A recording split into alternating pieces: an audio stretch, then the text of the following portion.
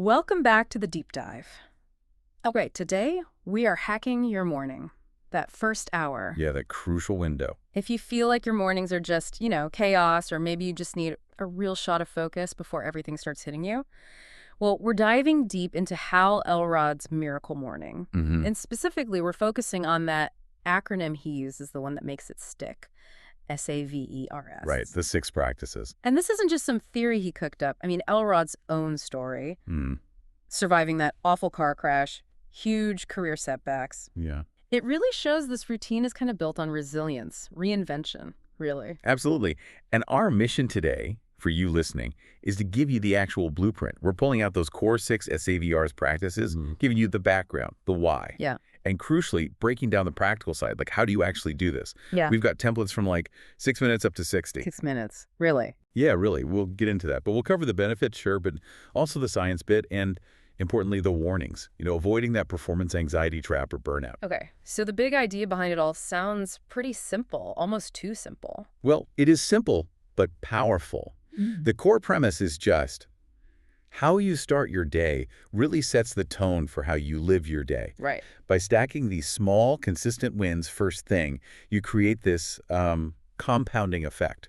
It's not about being perfect on day one. Not at all. No overnight transformation. Exactly. You're just aiming for consistency with these high leverage things, building that mental momentum that hopefully carries you through. Okay, got it. So let's unpack the routine itself then. The whole thing hangs on those 6 letters, the life, SAVERS. Let's kick off with S. S is for silence. This is the starting point, the foundation. Silence, okay. The whole point is just to calm your mind, your nervous system. Lower the stress hormones, get some clarity before all the noise of the day starts. So like meditation. Meditation is, probably the most common way people do it. Yeah. But it could also be prayer or just some simple mindful breathing, even just sitting quietly and setting an intention. Okay. Any specific techniques mentioned? Yeah, for a really concrete start, they often suggest box breathing. Inhale for 4 seconds, hold 4, exhale 4, hold 4. Just doing that a few times can really shift your state. Pretty amazing. Okay, box breathing. Got it. So from calming the mind, we move to actively programming it. That brings us to A, affirmations. That's right, affirmations. This is where you consciously work on those limiting beliefs. You focus your attention on your goals, on who you want to become. So not just thinking happy thoughts. No, definitely not. The key is writing down short, positive statements, always in the present tense, like I am disciplined or I take action today. And then, this is important, reading them aloud.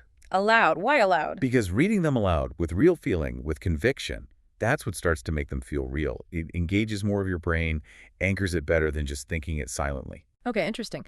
So saying it makes it more real. That flows nicely into V then, which is visualization. How's that different from affirmations? Good question. Think of it like this. Affirmations are like writing the script. Okay. And visualization is like rehearsing the movie.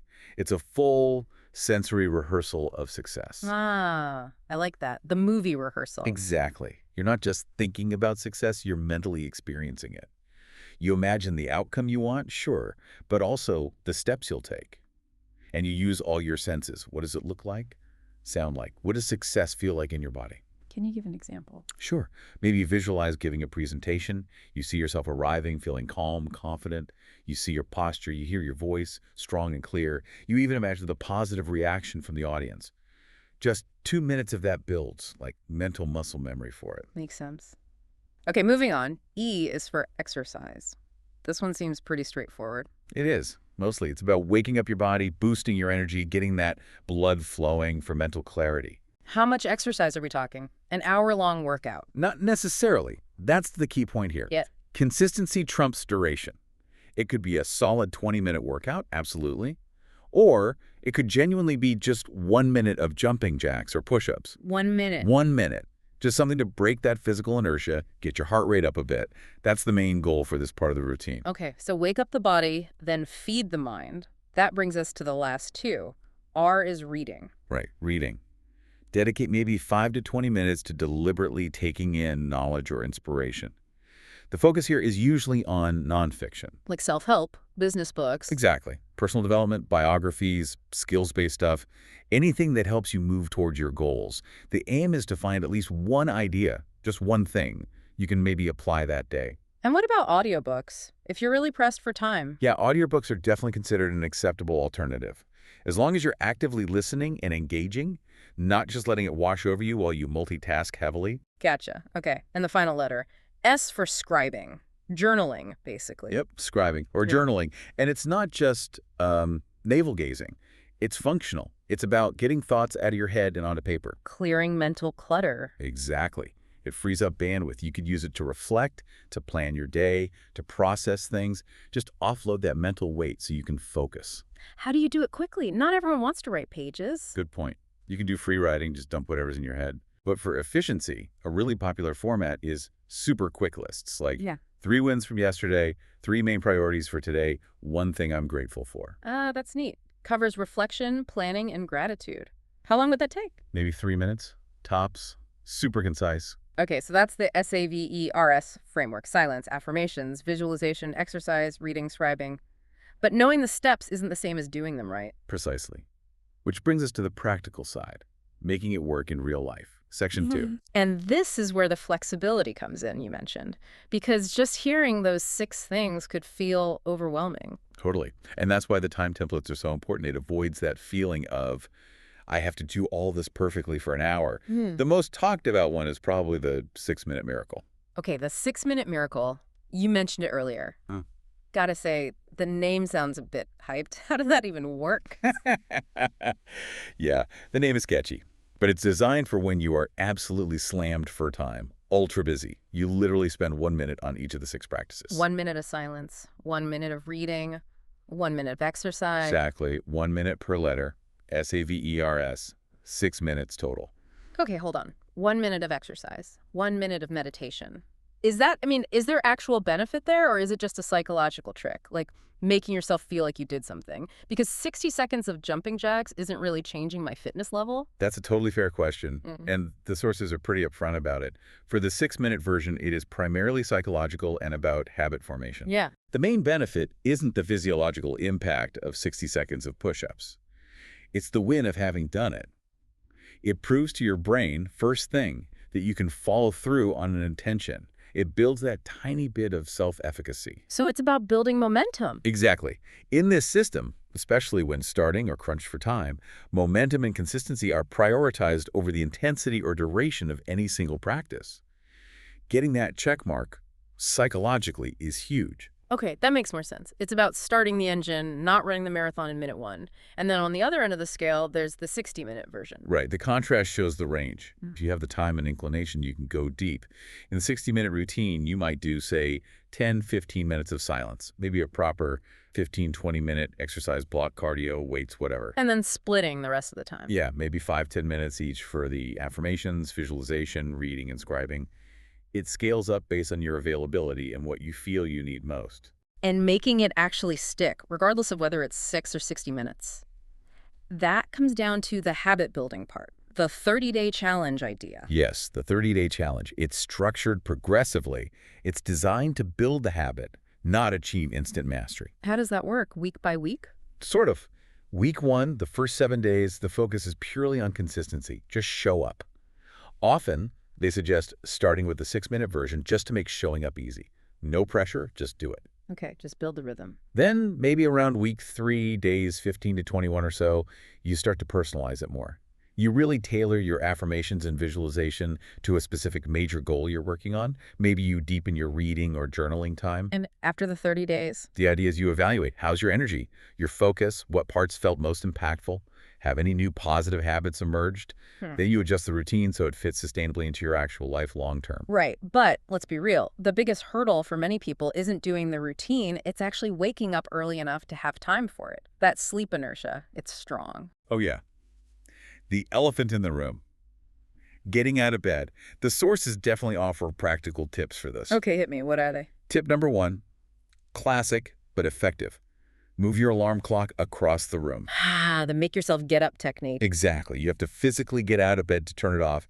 It bypasses that half-asleep negotiation where you just hit snooze 10 times. In there. Okay, what else? Second, don't try to suddenly wake up 2 hours earlier.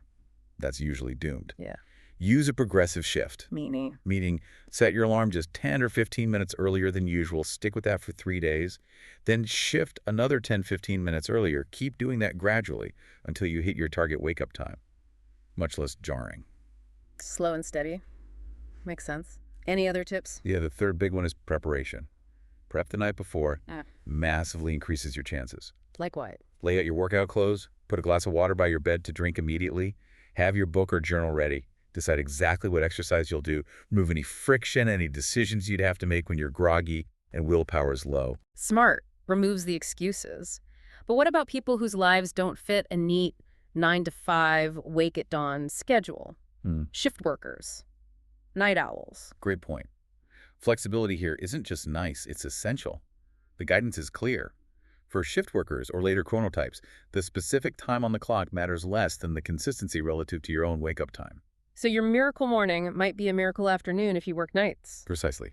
You do the SAV-ERS routine whenever your day starts. The principles remain the same. And what about parents or caregivers? Finding an uninterrupted hour or even 6 minutes sometimes can feel impossible. Totally acknowledged. The system isn't rigid about doing it all in one block. Yeah. The recommendation is adapt. Maybe split SAV-ERS up. Do some in the morning, some in the evening. Or use short nap windows for one or two components. The goal is completion and intention, not perfect timing. Okay, that flexibility is key. Now, zooming out a bit, how does this connect to broader habit science? Is there research backing this up beyond Elrod's experience? Yeah, this is where it gets really interesting, actually. The SAV-ERS routine functions really well as what habit researchers call a keystone habit.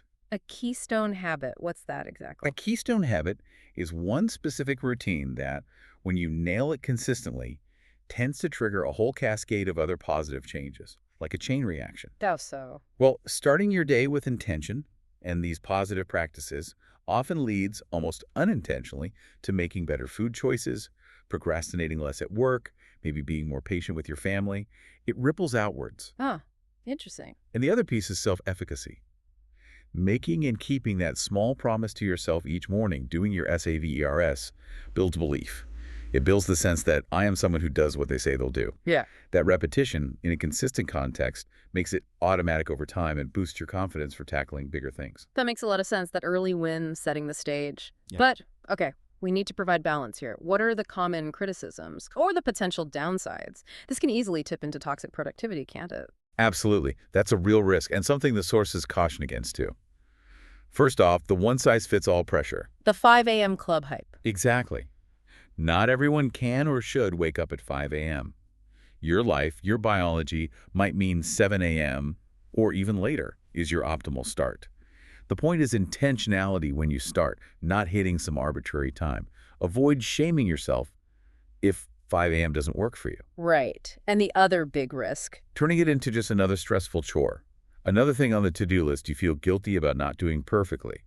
If the routine starts to feel like punishment or overly stressful, it defeats the entire purpose. Yeah, because stress hormones first thing in the morning are not the goal. Not at all, which leads to the most critical caution. Yeah. Do not sacrifice sleep. Okay, say more about that, because All right. it seems counterintuitive. Wake up earlier, potentially sleep less. It seems that way, but it's vital. If you're cutting into your necessary sleep quota just to cram in the SAV-ERS, you are actively harming your health, your mood, your focus, everything the routine is supposed to help. So sleep comes first. Sleep quality is the non-negotiable baseline.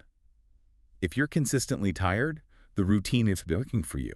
You need to adjust the routine's length or your bedtime, not your sleep duration. Overdoing it when sleep deprived is counterproductive. Full stop. Okay, crucial point. So how do you track if it's actually working for you? Beyond just checking off the letters, how do you measure progress? Keep it simple.